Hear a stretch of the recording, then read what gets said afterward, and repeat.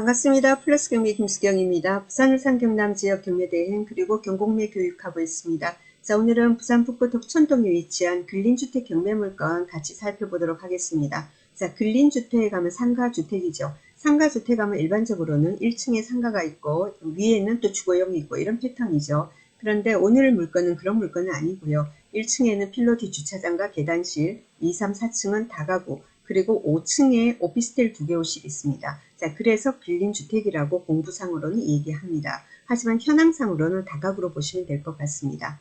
자, 이 물건 자세히 한번 살펴보도록 하겠습니다. 사건 번호는 부산 서부지원의 2024 타깅의 2679대입니다. 토지 면적은 169.8제곱미터, 51.36평이고요. 건물 면적은 338.1제곱미터, 102.28평입니다. 감정가 9억 8천 넘습니다. 두 번 유찰이 되다 보니까 감정가의 49%인 4억 8,130만원입니다. 3차 입찰일은 8월 5일입니다. 경매 입찰일은 진행되다가 중간에 연기 변경되기도 합니다. 입찰하실 분은 대법원 경매정보 사이트 통해서 수시로 입찰일 변경이 있는지 확인을 꼭 하시기 바랍니다. 자, 부동산 입지가 중요합니다. 이 물건 입지부터 한번 보도록 하겠습니다. 자, 입지. 자, 어떻게 되냐면은, 자, 여기가 덕천역입니다. 2호선, 3호선 환승역이죠. 그리고 해당 물건이 여기입니다. 해당 물건 여기에요. 자, 해당 물건까지는 직선거리 하면 400m가 안 되고요. 길 따라 이렇게 가더라도 400 몇십 미터, 도보 10분 정도면 충분히 도달이 됩니다. 숲등역까지는 500m가 살짝 넘고 그렇습니다. 자, 그러면은 해당 물건 한번 주위 분위기를 한번 보도록 하겠습니다. 여기 도로 앞을 이 물건지 앞에서 한번 찍어 보도록 하겠습니다. 로드뷰 봅시다. 자, 해당 물건이 이 물건입니다. 이 물건이에요. 자, 1층은 뭐죠? 주차장. 그죠? 주차장. 그리고는 여기 공동현관 들어가면은 그죠? 계단실 있고 그렇습니다. 자, 비번 누르고 들어가게 돼 있죠. 그리고 2층, 3층, 4층은 한 층에 4개 호실에 원룸이 있습니다. 그리고 5층에는 이제 오피스텔 2개 호실 있고 그런 패턴으로 지금 돼 있는 겁니다. 그리고 주변에 한번 주변 분위기, 그죠? 아직까지 몇십 년 된 구축 2층 주택들도 보이고요. 건물도 바로 앞에는 어떻습니까? 경매 물건하고 거의 흡사한 그런 물건이 보이죠. 그리고 조금 더 가도 그렇습니다. 그래서 경매 물건과 비슷한 다가구 원룸 건물들이 주위에 좀 보입니다. 자, 그러면은 말입니다. 한번 이 물건 봅시다. 어떤 구조로 되어 있는지 봅시다. 어떤 구조로. 자, 1층은 뭐라고 그랬습니까? 1층은 그냥 그러니까 주차장하고 계단실입니다. 자, 그리고 2층, 3층, 4층이 구조가 똑같습니다. 그래서 요거 보면은요. 자, 이게 계단실이 있고 승강기는 없습니다. 현관은 요렇게 들어가 있습니다. 요렇게 현관 입구가 요렇게 되는 겁니다. 자, 이렇게 들어가면 뭐냐면은 현관에서 보면은 현관 들어가면 여기 현황서 상으로는 문 표시가 되어 있는 거 보니까 적힌 것 같아요. 중문이 있는 것 같습니다. 현관 들어가면은 여기에 신발장이 있고 그리고 중문이 있습니다. 이렇게 열리는 걸로 되어 있어요. 그리고 방이 있고 싱크대가 있습니다. 싱크대가 분리형이었으면 좋겠는데 이 현황도 상으로는 보면은 싱크대는 분리형이 아닌 것 같습니다. 그리고 발코니가 있고요. 그리고 욕실이 있다. 이렇게 되어 있습니다. 이런 구조의 물건이 지금 한 층에 4개 호실이 있는 겁니다.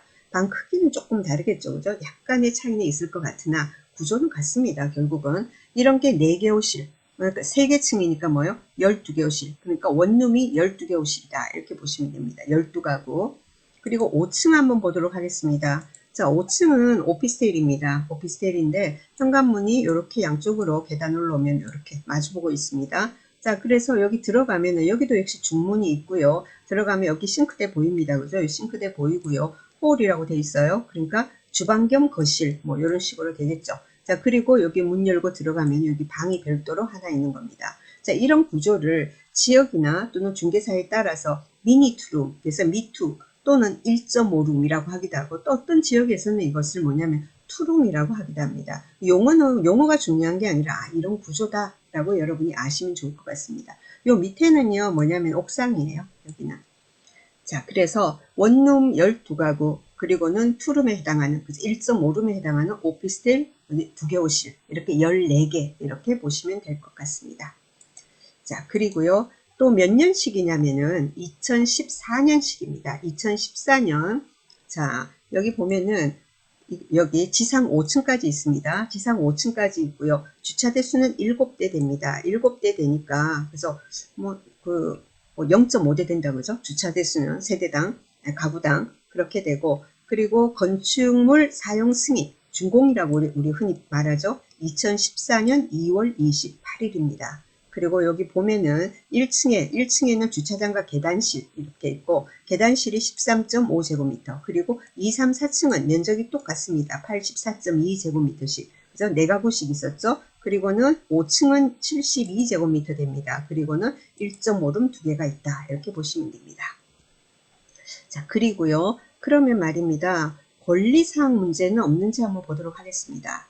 자, 등기부가 2개가 있죠. 건물 등기부와 토지 등기부 있습니다. 자, 토지 등기부 봅니다. 2013년 9월 4일에 소유권 이전했습니다. 자, 2013년 9월 4일에 여기 근저당이 있고요. 토지 등기부에서는 2013년 9월 4일에 근저당이 말소 기준 관리됩니다. 그리고 나서 그 다음에 2번의 소유권 이전이 또 있었고 그렇습니다. 근저당권자가 임의 경매 신청해서 진행 중입니다.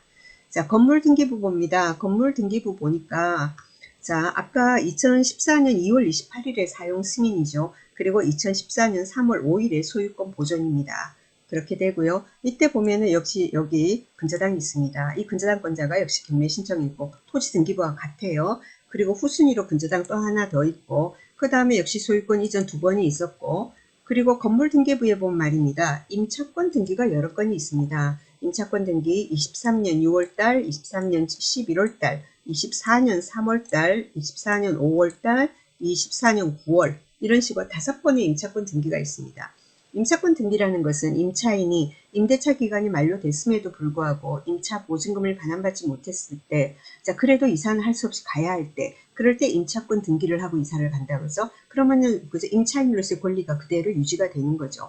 자, 그래서 이 임차권 등기는 임차권 등기한 날이 중요한 게 아니라 뭐냐면은 전입일이 중요합니다. 그래서 여러분이 등기부를 보시면은 임차권 등기, 그리고는 거기 옆에 뭐가 있냐면은 이 임차인의 지금은 요거는 등기부를 요약을 해 놓은 거라서 전입 날짜만 있습니다. 확정 이렇게 돼 있는데 전입, 확정, 그리고 보증금, 월차임 뭐 이런 식으로 상세하게 기재가 되어 있습니다.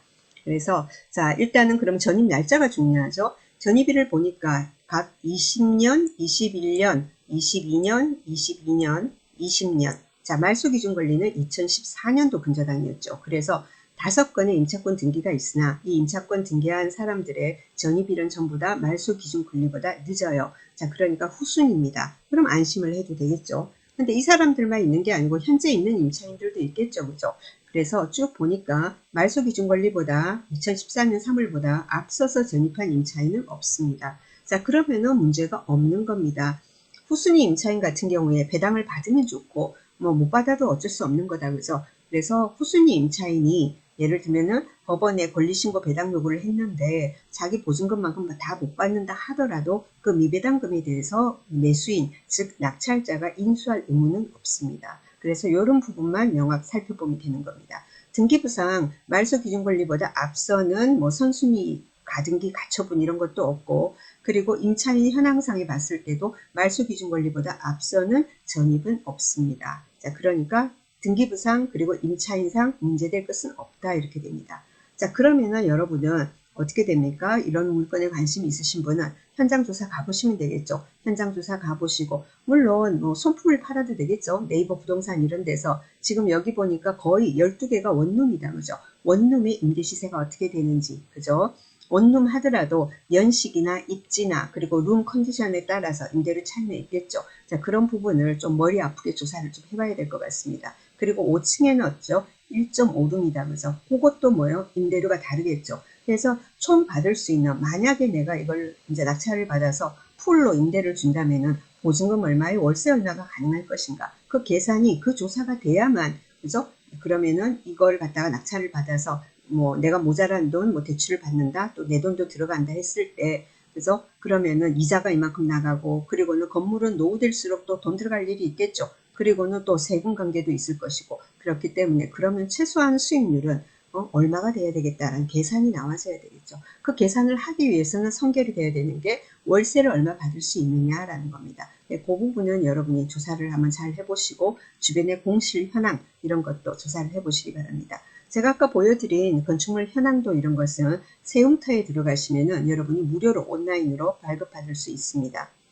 물론 주민센터에 가서 오프라인으로도 발급받을 수 있으나 근데 그것보다 그거는 몇백 원인가 돈을 내야 될 겁니다. 자, 그런데 저도 오프라인으로 한 적은 없어요. 요즘 뭐 옛날에 몰라도 최근에는 전부 다 그냥 온라인으로 하니까 무료입니다. 그래서 건축물 현황도 발급받아서 그거 하고 지금 보면은 뭡니까? 감정평가서 상으로도 뭐냐면은 제시회 같은 거 없습니다. 그래서 크게 문제될 건 없어 보입니다만은 그래도 한번 가보셔서 내부에 뭐 누수라든가 어디 균열이라든가 물리적인 하자가 있는지 이런 것도 보시고 그리고 지금 이 현황조사서라든가 임차인 현황 같은 것은 이게 이제 경매에 게시되고 바로 조사를 했거든요. 그 시점으로부터 지금 한 1년 정도 지났습니다. 그래서 다시 지금 전입세대 열람을 해보면은 있던 사람이 없어지기도 하고 없던 사람이 들어오기도 합니다. 없던 사람 들어오면 어떻게 해요? 위험하지 않을까요? 아니 뭐 뒤에 들어오는 것은 선순위 임차인이 될 수 없으니까 위험할 건 없습니다.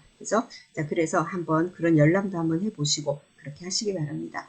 혼자서 그런 과정이 힘드시다 하면은 문의 주시면은 전 과정을 대응을 해드리거나 제가 교육 과정의 일환으로서 오프라인 과정을 수강 신청을 하시면은 제가 같이 또 교육 삼아 같이 진행을 해드리도록 하겠습니다. 자, 오늘은 여기까지 하도록 하겠습니다. 감사합니다.